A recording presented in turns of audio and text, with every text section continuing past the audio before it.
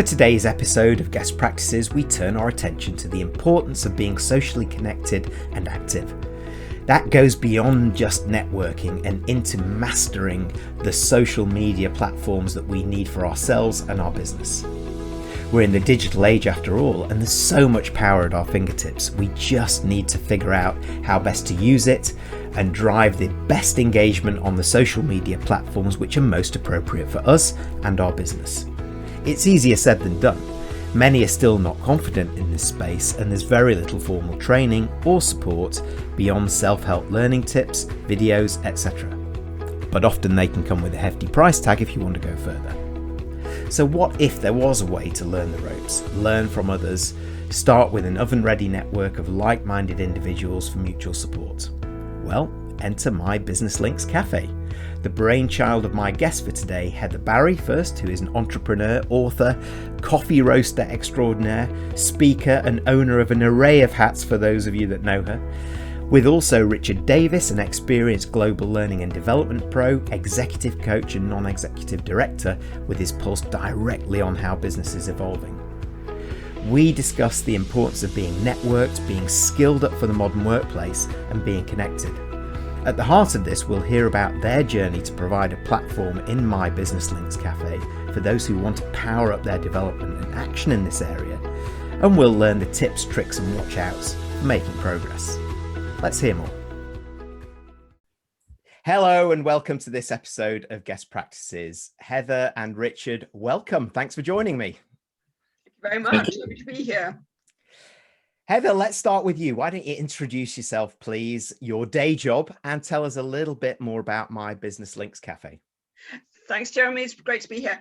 So I'm Heather Barrie. I call myself a Connection Alchemist, which I know is a bit of a made-up thing, but it really, it does what it says in the tin. It's the magic of bringing people together. I have a coffee business, so that's part. The day jobs are many and varied, but it's part of the day job. So I sell my gorgeous coffee to people at home, making Zoom calls tastier, offices, cafes, etc. So absolutely love that. But I discovered the concept of Fika when I was in Sweden, which is that it's their daily art of coffee, cake and conversation. It's that stop, take a pause and connect. And I've always been really keen about how we make that part of business culture, because we really need to stop. It's great for mental health. It's great for creativity. And that was a little bit of the story behind my Business Links Cafe, which I run with Richard. And it was about, I've got a network, you've got a network, let's bring it together at the beginning of lockdown. And we were using LinkedIn to kind of say, okay, it's great to meet people in the room. Actually, we've got these huge networks outside of the room. So how do we tap into that? How do I share my knowledge with your network, and Jeremy, your knowledge, and Richard's knowledge with my network? And that's how things have come about. So yeah, I connect people and drink great coffee. That's my day. It's fab. That's great. I love that. And I love making Zoom calls taste better as well. I think that's we can all relate to that one as well. Richard, please introduce yourself as well. Thank you, Jeremy. Yes. So sometimes I'm known as the partner in crime in this Business Links Cafe. Another moniker I go by is your LinkedIn profiler, more latterly, helping people tell their true value story on LinkedIn. But before all that, and what I bring to the party is I'm really into learning and all things tech and social in the LinkedIn area. I had a 25-year career in the corporate world in sales, marketing, and learning and development at Kellogg's and then at Shell. But I left all of that and I've been building a portfolio career. So very much like Heather, we sort of have a number of hats we wear. I don't have as many hats as Heather though, but so we do wear different hats. So I believe in the power of community, in helping people grow and helping them grow their business, which is really what we're all about. And we were both very keen that the whole aspect of learning was also very much part of when we bring people together. You can spend hours on calls and so on, and you've not come away with anything new or a different perspective or a new insight or an inspiration. And so that whole learning aspect of things was always really important to us in terms of right from the beginning. That was always there. Oh, I totally get that, Heather. And thank you for introducing yourself, Richard, as well. And just staying on that theme then, Heather, what's the importance, therefore, of being connected, networked, social media savvy, particularly as we've come through and emerging out of the pandemic? When you consider all of those things, it's about speed to learning, speed to performance, to engagement, mobilization, all of these things. What's your take on that? I mean, if I sort of look back, all of the business that I've done, I want to say probably 99% of the business I've done has been through the connections that I have. It's that building that relational capital that we have. We can talk about all the resources and all of these things, but it's the relationships that we have, with each other, with our clients, with our suppliers, with our team. But for a lot of people who are, owner-run businesses, they don't necessarily have that group of people around them. And I think we realized that it was really important that for people who ostensibly work on their own, and particularly with lockdown, who are even more isolated from people, is that having that community of people where you can have the shared experience of learning, oh, I've had that issue before, let me learn from you. That this is a great way, and it's lovely to help other people. We're human beings, we love to help others. And then the other thing is also just in terms of how we the networking, but it's 6 degrees of separation. Who knows who, and I think that's really important. And we need, especially as we go through challenging times, it's really important that we have those connections, that we can lean into other people. That is absolutely, it's core to keeping our businesses and keeping inspired. Yeah, there's a couple of really important points there. I love the terminology relational capital and thinking in that space. So that goes with the making Zoom calls taste better. You're on a hat trick now. I'm on a hat trick. On that one. But you raised an interesting point about the 6 degrees of separation, because I'm doing some social selling work with one of my clients. And I'm saying that, within this world that you're creating this space for My Business Links Cafe, is that you're really 1 degree separated these days. Even if you look on LinkedIn, for example, at your 2nd or 3rd degree contacts, they can connect you into, or you be close to things. So it's so important, which raises the question, Richard, what is the cost of ignoring this, of ignoring social media, the opportunities offered, the new skill sets that we can all develop by embracing it? Well, thanks, Jeremy. Well, in one word, the cost is massive. Mahusive. So you'll actually, you'll miss out on potentially life-changing opportunities. So I'm giving you my top 3 reasons why you can't afford to ignore social media. But before doing that, I actually only focus on one channel, and that's LinkedIn. It's the leading social channel for business people, with 756 million members and 57 million companies listed across 200 countries. So that's probably big enough. So back to the top 3 then. So if you ignore social media, you will suffer from 3 things. 1, lack of visibility. 2, restricted access to new clients or jobs. And 3, lack of credibility. So let's just talk about visibility now. The thing about today is everyone uses search to find experts. So I think you should view the LinkedIn algorithm, or any algorithm really, as your talent agent. So if you don't have a social profile that articulates your true value, with the right keywords, then your digital talent agent simply can't serve up your details to the people and organizations who are looking for experts with, your talent, your skills and your experience. So that brings us on to the second point, which is really access to new clients, new jobs, roles, positions. If you don't have a good profile on LinkedIn, you shut the door on prospects and jobs. So I did a little bit of research. 120, a study recently done found 122 million people received an interview through LinkedIn, with 35.5 million being hired by a person they connected with on the site. So not surprising that 3 people hired through LinkedIn every minute. So that's why it's important. But it's not only that; it's also around the third point, which is the credibility. If you are ignoring social, you are going to hamper your credibility. So even in, let's just say it's old school time, and you use your personal network to win new business or get a new job. Trouble is, people check you out on LinkedIn to see if what you're saying is matched, matches your CV, for example. And the thing about LinkedIn is you get social proof. It's more than a CV, because you have comments if you've been posting from other people. You have recommendations on your profile. So when someone's doing due diligence about hiring you, be that as a freelancer, a company, or for a new role, they want to see what others have to say about you. So yeah, I don't know. I can't say this too strongly. Ignore it at your peril. Quite right too. Some gold in here as well. LinkedIn as your talent agent. I love that.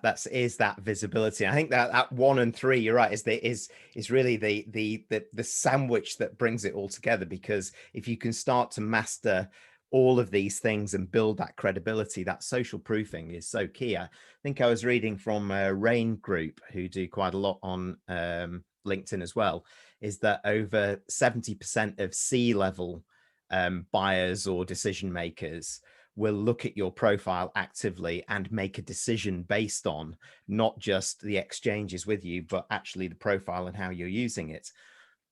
Yeah, I agree. And actually that also applies particularly for non-executives, where the due diligence is really important. So if you imagine you're trying to hire a non-executive to your board, you're going to want to check out the breadth and depth of who these people really are. Anyone can write anything on a CV, but it's so telling when you look at something that's got more dimensions to it. So yes, as well as executives, it applies to non-execs. Well, it does. And when you're talking about the very top of the organization, we have to include executive boards into this, boards, advisors, officers, non-exec directors, because these are the skill sets for today. It's about getting yourself out there. That personal branding and the business branding is as important. It's the springboard to move forward. It's your visibility, it's your credibility, all of these things. So it sounds like that you guys have stepped into a space, because I know there are many people out there who aren't confident in this. They don't talk as eloquently as you two about it. They're looking for help. So Heather, maybe coming back to you, why in that context did you feel it was important to create My Business Links Cafe in the first place? And how did you go about making it the success that it's now become? I think it's, and I think following on from what Richard was saying is that, there's a lot of thing where people sort of see that kind of end result of this, very slick looking profile and all the rest of it, but there's actually a huge amount of groundwork to do. We did realize, as I say, it started off, it was a little bit more around the networking with the learning, and actually we've moved on quite a lot from that, and we've actually sharing with you, and we've come up with a bit of a matrix now, because links, for those of you who don't know, stands for learning, impact, networking, collaboration, and support, and they're all really important things. And whatever level you're at, and I think even somebody, for example, who's going into non-exec, if you're switching from that exec to a non-exec role, if you haven't done the groundwork of really sort of putting yourself out there in terms of your sort of having clarity around your profile and what you do for whom, when you sort of suddenly going to apply for the job, if you haven't done the groundwork, it puts you at a disadvantage. And I think that's really important. And I think how we've grown particularly is very much the sort of people we've attracted. We have a great chemistry, Richard and I. We're very different. We're a bit out there. If people are, it's about engaging and inspiring people. And I think if people want to just sit back, do their 30 seconds, and crack on and do it that way, there are groups out there, but we really encourage engagement. But also for people who, as you say, are a little bit nervous about getting into this new online world, sometimes, you might suddenly discover that you're, running a business that you never thought you would do before. We are very much encouraging of people who are kind of novices. We've got lots of experience in terms of, how to do your pitching and so on. We both had lots of experience of different methods of just creating a safe place. I think is really important as well, for people to be able to go, Chatham House rules, what's said in the room stays in the room, in terms of growing and understanding who you are and what you do for your clients. Because I think that goes through a bit of a transitions. I think it's that allowing that space for people to explore themselves and their own business, as well as anything else. That's part of the learning, I suppose. So yeah, it really is about creating an environment where people can flourish. I like the word flourish. It's a great word. So yeah, without getting involved in that, I know we use LinkedIn a lot, but social media can also be, dare I say it, the suckhole of time. You can disappear into rabbit holes so easily, and you kind of come out of it, and what have you achieved? Absolutely nothing. And so we really try and sort of make things a little bit more compact, so that your time spent online is really valuable. You've learned something, you've grown, you've interacted with somebody, you've had some immediate feedback, and you get on with your day with a new insight, or a new way of doing something. So we try and make things as effective and efficient, but in a really, it's fun. Business should be fun. It shouldn't. You got to leave the day with a smile on your face. What's the point? So yeah, it's very much bringing all of those things together, but in that sort of safe and inspiring environment. Yeah, and it does sound like that you've mined a rich seam of need that has been out there for many people to come into it. And of course, I've been engaged and inspired by it myself. I'm a member. When I moved back to this country and had no network anywhere, it was you both that really welcomed me in. And what really made the difference versus other networking and learning communities that are online and these sort of self-help and supportive groups is that it was so much fun and so welcoming as well, very human. And that's what we can forget sometimes. Absolutely. And it is about community. We are really strong on that. It's community, and what everybody brings. Everybody brings something different, and it's that interaction comes back to the relational capital. It's the relationships that have grown in the last 15 months are awesome. It's just fantastic to see what has emerged out of it. It's very gratifying.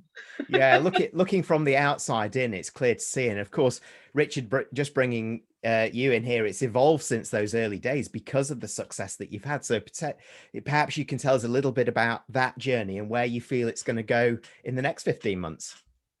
Thanks, Jeremy. Sure. So really the first stage one, it was a weekly networking and LinkedIn engagement. We didn't have a website. We used Eventbrite. It was pay as you go. And we just gathered on Zoom. So we spent a couple of hours. First hour was around networking, but the second hour was around posting and sharing and supporting each other and helping get our word out there. So that was what we were doing. We really moved after a few months of doing that, and we've got this thing. Philosophy is a grand word for it, but we do believe in building the plane whilst flying it. So let's not sit and try and over-design anything. Let's just do it and see what happens.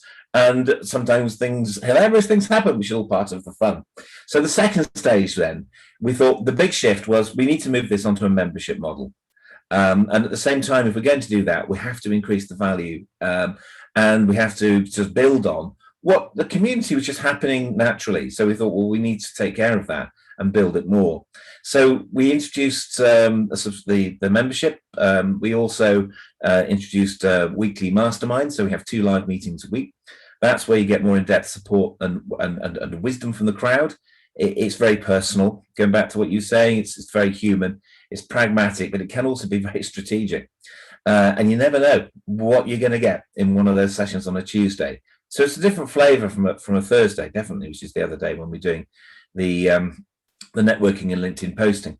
The other thing we introduced at the back end of last year was the monthly Links Learning and Growth Summits. Now, Heather's explained what Link stands for. It's a very popular format where we pair up 6 experts to tackle subjects that matter to owner-managed businesses that want to grow. Now, that could equally apply for small SMEs, and actually, come to think of it, maybe there's something to be learnt from the agility in startups, in corporate, actually. And so maybe it's more applicable than our intended target or our niche. So we do that on the last Monday of every month. So there's a lot of learning in there, and we found a format for active learning on Zoom So adding sort of learning as well as flavor to that. And we include half an hour networking, because actually in networking, whilst it's not everything we do, it is in the DNA, so you can't have an event without that. And this is all supported by Membership Hub, where we've got resources and posts. We're building a catalogue of resources that can help, and we've gone for a sort of standalone social platform, very innovative. Check it out. It's called Eugenie, and so we have our hub there. So that's how we've evolved, and really, oh yeah, and then we got a website as well. Oh, Barney! So we actually have a website, so we're all grown up. Where next? Well, we have like an absolute boatload of ideas. If anything, that's part of our problem, is we have so many ideas. Which ones do we choose? But I'll focus on one, which is our corporate offer. So this is where we're looking for small, medium-sized organizations who would like to provide their prospects and their clients access to a really high-quality, sort of fun, engaging learning event. And that's our Links conferences. We serve up, so consider it as this, it's like serving up a new generation, a new version of corporate hospitality. This isn't about just sitting down and having passive conversations around, the weather. This is business brain food. Yeah, that's virtual and entertaining, and we bring that to you. So we help organizations thereby strengthen the value, and it also gives them new reasons to have new and different types of conversations to strengthen the relational capital with their potential and existing clients. So for that, whilst at the moment we have individuals coming along to our Links Learning and Growth Summits, we're offering corporate subscriptions where people can have a block of tickets and bring people along as their guests. So that's one big area of where we're going next. And, wow. and the other one that's really exciting. We've just started bringing people in. For example, an accountancy firm. How can you add value to all the things you already do as an accountancy firm? The firm doesn't want to be putting on a summit every month. Believe you me, we do all that. We line things up, and as Richard was saying, we have sort of 6 speakers providing really unusual perspectives. It's not just your standard kind of training. There's lots of that out there. So we really try to inspire, as I say, that's a word I've said a number of times today. But the other thing in terms of going forward is that we've created the Links Matrix, which is basically, it's a really, it looks a little complicated, but it's actually a really simple way of taking those 5 key elements and saying, what do we need to work on within your business as it's growing, as you're going from your sort of startup early stages through your growth phase and towards scale, because there's a lot of people doing the scale stuff and lots of courses around scaling. There's a lot of stuff as you start up, but that whole phase in the middle where you really need to be embedding so many things and building that relational capital and creating your own ecosystem. So we've created this fabulous matrix. I'm very excited about it. So we're looking to roll out some courses in the very near future to inspire people to basically just take them on a journey to kind of really get those foundations really solid, but also create relationships as they go so that they can build to a sense of sort of confidence, what they're doing is the right thing, and it's really built around where they want to go as a business, because we've all got different sort of ideas of what our success might look like. So if your success and my success look completely differently. So there's not a one size fits all. So by using the matrix, it's a really exciting idea. If anybody's seen the film, I haven't seen it for a long time, but that whole idea of a matrix is that you build things around the outcome that you want, not necessarily that this worked for me to get me to 6 figures, so you must follow this track. No, that's not how it works. And again, bringing other people through the community inspires you to kind of get to the thing that really does what you want. Yeah, well, I'm glad to. I always knew that the Matrix was real, Heather. So thanks for confirming that. It's real on this little piece of paper. Yeah, I know. Well, we'll try and get that on screen as you're talking about it there. So hopefully you listening, or those viewers at least watching it, will be able to see what you're talking about there as you're refining it. But just going back a step to where you were coming in, Richard, on a few things. There were some things that really resonated here, that speed that you've been going at, and the fact that a 70% solution is okay because you just refine it as you go along, and that humanizes it, doesn't it? It's like, we don't get it right. That's the fail fast, fail early, fail forward, that you've absolutely demonstrated it. And I sort of love love sort of a summary of a lot of the things that you brought together. In my head, sort of the terminology crowd learning came in together through your community, your experts, with the founders, your masterminds, the summits, what you have on Eugenie as well, you know, to get people so many resources that you've built. I think you both should be really proud of that.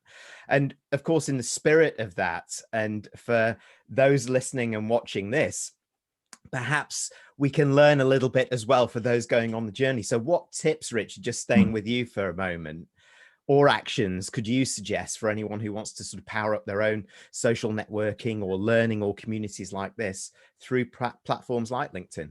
Okay, so I've got 2 tips and I have a 5-point checklist for you. So, so here we go. So first of all, number 1, tell your story. People remember stories, not bullet points. So do this on your profile. If your profile, honestly, if it's just a sea of bullet points and an online version of your CV, it ain't good enough. You're going to have to sort this quickly. Oh, sorry, tough love, you need to sort it. The second thing is post at least once a week. So that's content. They've just doubled the number of characters. It used to be 1,300 characters, including spaces, which is not a lot of words. They've more or less doubled that recently. So there's plenty of scope there. Now, you add value, ask questions, create polls. Here's a factoid. Only 1% of LinkedIn members post once a week. So publish your value content and you'll stand out. So really, those are the 2. Tell your story and post at least once a week. Now, my 5 checklist things relates to what you mentioned, personal branding earlier, Jeremy. So, you know, we all have a personal brand, whether you like it or not. Whether you want one, you do, because it's what happens when someone Googles you and they click on it, and more often than not, it'll probably be your LinkedIn profile. Depends if you're high profile, it'll be a press release, or it could be something on or a bio on your website. Oh, speaking of which, there you go, my phone. Zoom 101. What you have to do, always learning. We're always learning. What you have to do is realize that this is not a slick machine at all, and just power on. Anyway, so a personal brand, right? So what is a personal brand? Well, it's not about you. It really isn't. It's about how others perceive you. So think about that. It's not about you. It's about how others perceive you. So here's a 5-point checklist. Does your LinkedIn profile, 1, convey what you are like to work with? 2, give a sense of how you operate. 3, tell your human story. 4, does your profile include recommendations from people who've worked with you? Nice words from people who've worked with you. And finally, and this is something most of people are doing now, have a customized profile banner. Yeah, an image at the top of a profile that communicates something relevant about you. So my question is, if you go back through that, if you're listening to this on the video, then rewind, and how many can you tick? Yeah, and I suggest we want to go for a full house and tick all 5. So there you go. That's a little checklist. That's some excellent points there, and the start point with what's your story is a fantastic tip to start with as well. That was really I'm really surprised. 1% of linked people post once a week. Is that right? Yeah. Well, there's 700. Think about it. There seems to be a lot going on, and if you've got a lot of people in your network, which you will have, you'll see some names coming up the whole time. But there's 756 million people out there. So there's a lot of people who probably only spend 15 minutes a month on LinkedIn. And you can understand why that is. I mean, when I was in corporate land, I probably spent less than that, because when you are building a portfolio career, building a consultancy, or wanting to develop a non-executive, or anything where you're paddling your own canoe, then it becomes super relevant. But for an awful lot of people, if you're a sales role, you're probably using it. Regardless of the size of organization, so much is done through LinkedIn Sales Navigator and B2B space. It's extraordinary. But generally, a lot of people are there, lurkers, there to see what's going on. They may read it when they're on their commute, but they're not writing. And we find that in the community. A lot of people, when they come in, this is the first time. And by having a weekly event when you're gathering with other like-minded people who are supportive and who will also point out any typo kindly that you may have made, or ask a question if something doesn't quite make sense. If you haven't got that, then a lot of people are thinking about doing it, but not doing it. Yeah, it really Very, does. very It really does interesting. encourage people to write more. And we've noticed over time how people's writing has changed and evolved. You know, when they're doing their pitches and stuff, it's changed, it's evolved, it's become confident, it's become much more articulate, which is brilliant. Well, staying with you then on this, Heather, because you'll have seen many coming into your network, you'll have been on this journey yourself. So what are the common traps to avoid for those who are either starting on this journey or inspired by your words today to help create some early wins? So I think some early wins. I think if I focus on the networking a little bit, because we did that's where we started. I've been an avid networker. I think that's the polite expression, for 15 years. I've done a lot of it, a lot of experience. And I think that the thing is to not be scared of it. You've got to just step up and give it a go. Yeah, for anybody, you've got to start somewhere, and a lot of people are being sort of thrust into it. But like Richard, I've actually got some quick tips in terms of the networking, and some of it is it's about looking at different events. Sometimes you go to one and think, oh, this is not for me. It might just not be the right group. So there's a lot of free stuff, or you can trial things. So give lots of different types of networking a go. There's a lot out there. Give it a whirl, and if you don't like one, and ask people for recommendations as to where you might go. When you are sat in a Zoom room with 40 people staring back at you, and you just, by the third person, you've completely forgotten what everybody does. So for that very reason, you've got to be memorable. Whatever you do, okay, my hats are my thing, but everybody remembers me because of my hats. Even when we were, doing networking live, I walk into a room wearing whatever hat I feel like on the day, and everybody knows who I am and what I do. Whereas when you've heard the 17th person say that they, create websites, you can't remember. So be memorable, but also be really curious. 2 ears, one mouth, use them in proportion, listen to what other people are looking for, because when you've got 40 people saying their thing, you're only going to really tune into a few. You might do some breakout rooms, but tune into a few. And if you think, because it's how well the other people network as well. So if Jeremy happened to say, I'm looking for somebody who does X, make a quick note. And it's how powerful is it to go back to that person afterwards, connect with them on LinkedIn and go, Jeremy, I thought you might like to meet up with Richard because I'm sure he can help you with that. It just makes you look like a lovely, helpful human being. So be curious, but also be focused on what you want to get out of that hour. If you do lots of networking and you just go in and endlessly repeat your pitch, and then you get to the end of the week and you're going to go, well, I've spent 8 hours and my hourly rate's 50 quid an hour. Well, that's £400. Did I make £400 in sales or profit this week to pay for that time? And I know networking is a cumulative thing. It is about building that relational capital, but you've got to get a return at some point. So yeah, be curious, but also be focused on what you want out of it. Engage with just a few people. You cannot meet all 40. Don't try and do it.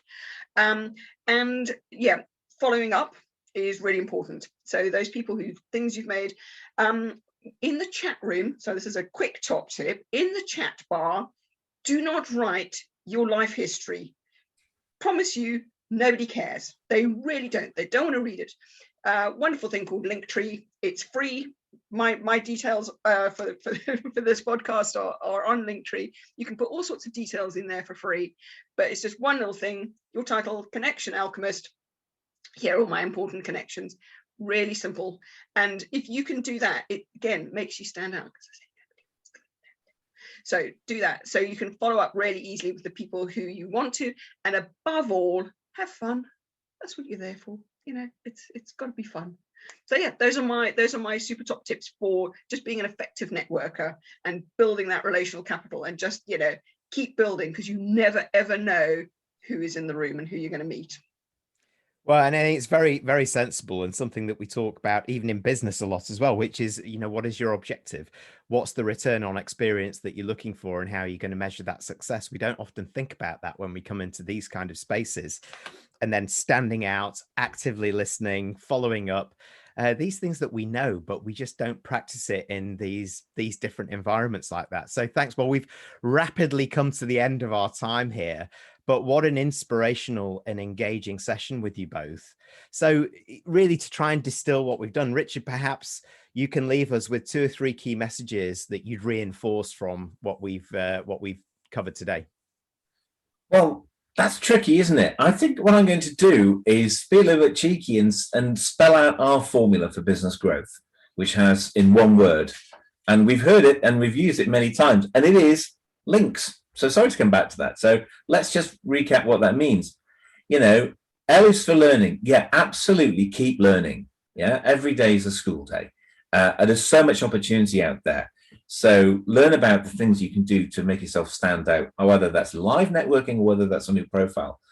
I is impact. Well, it's kind of the same. So take what you've learned and then use it.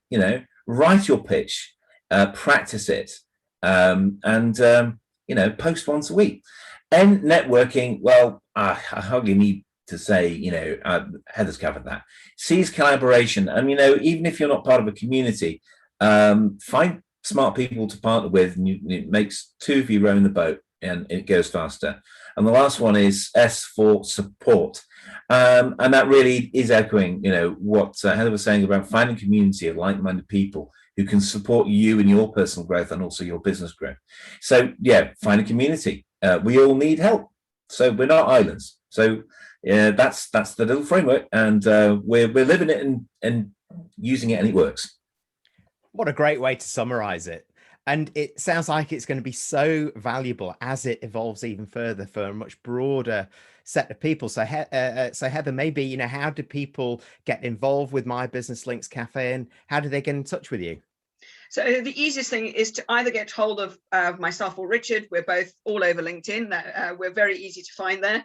I think there's probably a picture of me in a hat, and I'm there are not many Heather Barries, a few more Richard Davises, but there is one and only. And so get hold of us there. Also, we have it's a simple website, but it gives you the details, and it's literally mybusinesslinks.cafe. Links with a C, mybusinesslinks.cafe, and just reach out to us, send us a direct message on LinkedIn. We'd love to have a bit of a chat and invite you along to come and experience the cafe, because I think actually that's the power of it. Come and experience it. It's very different to anything out there, and we will welcome you with open arms, and just see how we can enable you to achieve that success that is so personal to you, but something that you can share with others and have others along for the journey. Great. Well, all the links that you've just mentioned are at the bottom of the screen now as you're looking at it. And I've been inspired and engaged and mobilized by this. I can vouch for it. I'd recommend everybody to get in touch, have a chat, see what fits for you and what works for you, and dive in.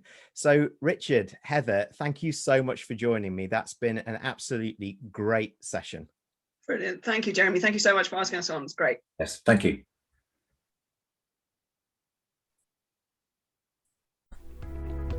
Thank you for joining our Guest Practices videocast. Please do subscribe to our YouTube channel through the link below, or check out our website to access more in our current series of expert interviews.